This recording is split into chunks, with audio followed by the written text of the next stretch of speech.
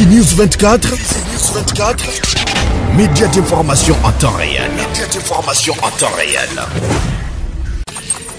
Fizi News 24. Fizi News 24. Chombo cha habari kwa muda sahihi. Média d'information en temps réel.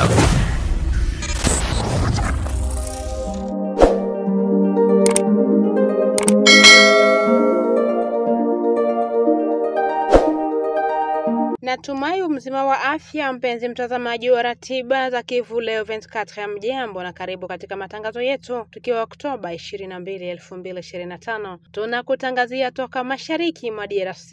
Natasha Mingo Andrea ni mtangazaji tukiwa South Kivu. Moja kwa moja tuangazie habari hizi na habari za usalama katika jiji la Bukavu. Watendaji wa masuala ya kijamii katika jiji la Bukavu wanatoa wito kwa kuimarishwa kwa hatua za usalama katika maeneo kadhaa ya manispaa ya Ibanda. Walielezea haya katika kukabiliana na ongezeko la ukosefu wa usalama kwenye barabara ya Mungu katika eneo la Ibanda tukiwa mjini Bukavu. Kulingana na David Chikuru, kisa cha hivi majuzi kimetokea usiku wa Jumatatu Oktoba 20 kuamkia Jumanne Oktoba 21 uko Mungu, ambapo majambazi waliokuwa na silaha walivamia baa kuiba simu na pesa kabla ya kufyatulia risasi watu watatu.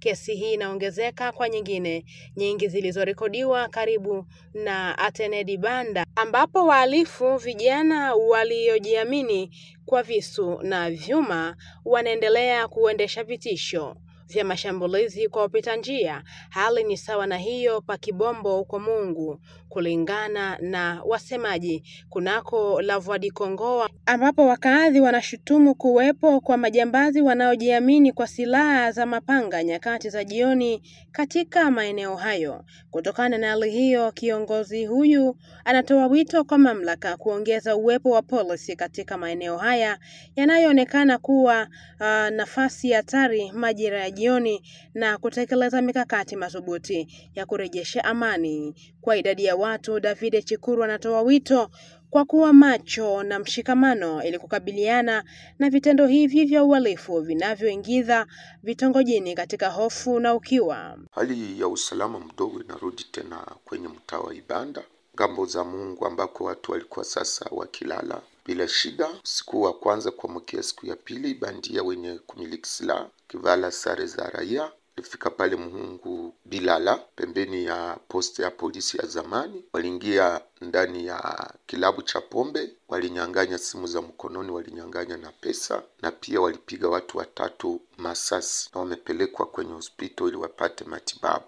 Unasikia jambo lenye linatokea Panzi nako, bako mtu ameokotwa siku ya pili asubuhi, baya alikuwa dereva huko ngambo za Tolenki. Pia kwenye Atenedi Banda ni vijana ambao wanamiliki visu, kimiliki fera beton, ndio wanatatiza population kwa ile rompwe ya pale kwa Atenedi Banda. Tunaomba viongozi kujitahidi kuleta usalama kwa raia, zaidi kutia hata polisi kwenye maaveni ambazo zinakuwa na shida, ili wakaaji waweze kutembea bila shida. Ikumbukwe kuwa wahanga wa utovu wa usalama uliotokea Mungu mapema wiki hii wanapokea matibabu katika vituo vya matibabu vya ndani. Siasa. Bwana Eugene Mubalama ameteuliwa kuwa kiongozi wa manispaa ya Ibanda katika jiji la Bukavu. Uamuzi huu umo katika agizo la gavana wa Kivu Kusini chini ya FCM 23 uliosomwa jioni ya Jumanne Oktoba 21, 2025 katika redio ya taifa RTNC Kivu Kusini.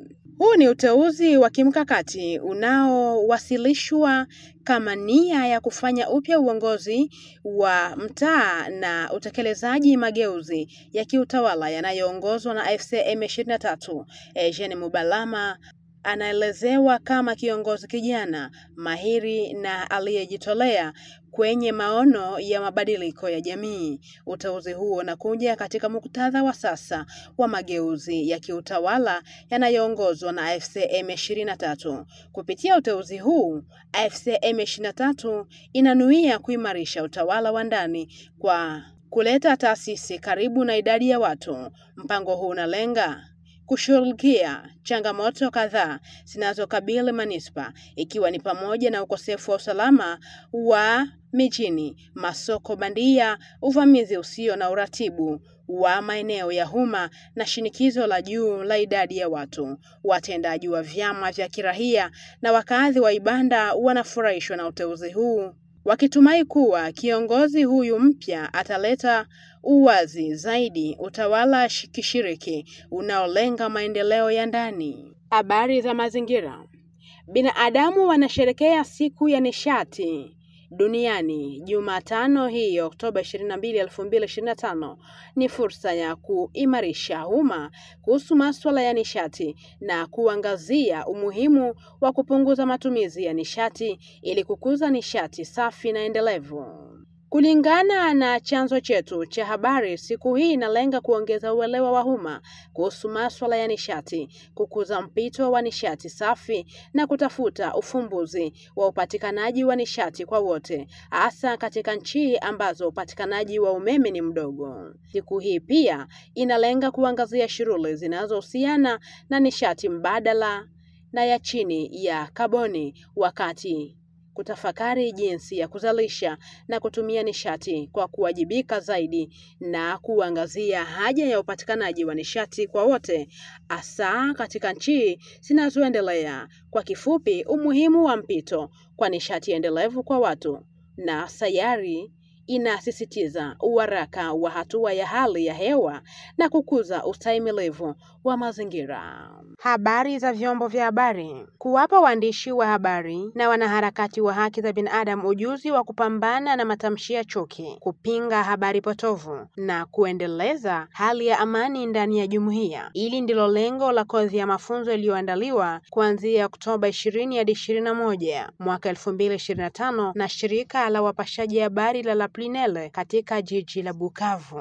Katika mafunzo haya siku mbili, washiriki walifundishwa mbinu za kuzuia hotuba za chuki, kupambana na taarifa za uongo, kukuza mawasiliano ya amani, pamoja na mbinu za uchunguzi wa ukweli wa habari. Kwa mjibu wa Isaac Musharamina, akiwa mojawapo wa wanafunzi na mtaalamu wa fact checking katika jukwaa la chunguza habari, taarifa za uongo zinaweza kuwa chanzo cha majanga makubwa katika jamii. Alisisitiza kuwa hali hiyo inawalazimu wanahabari kujifunza namna ya kutambua na kuzuia upotoshaji wa taarifa.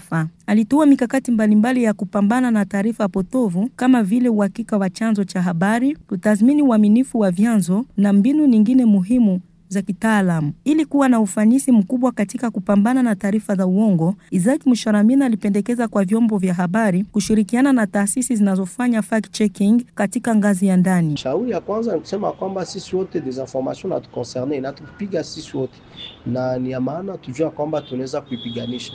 Kuipiganisha ni kufikia kukamata hiyo recul. Unarudia nyuma, unaangalia kwa mbali, unakamata muda wa kuchunguza mbele upartager kila information unaweza pata, wala uipublier, uidiffuser.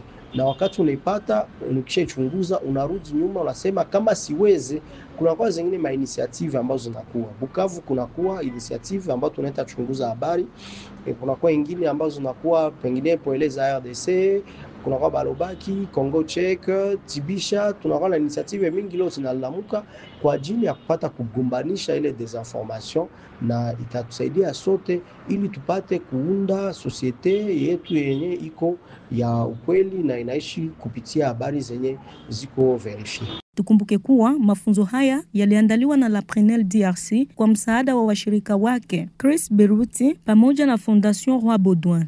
Habari za kijamii. Baraza la vijana la mjini Bukavu linashutumu matamshi ya chuki yaliyotolewa na baadhi ya wanachama wake. Shirika hili lilisema kauli hii kwa kurejelea taarifa iliyotiwa sahini na viongozi kadhaa wa mashirika ya kiraia, wakishutumu baadhi ya wanachama hawa kwa kutoa matamshi yanayoonekana kuwa ya kibaguzi kwa wengine waliosalia Kivu baada ya kuanguka kwa Goma na Bukavu kwa muungano wa AFC M23.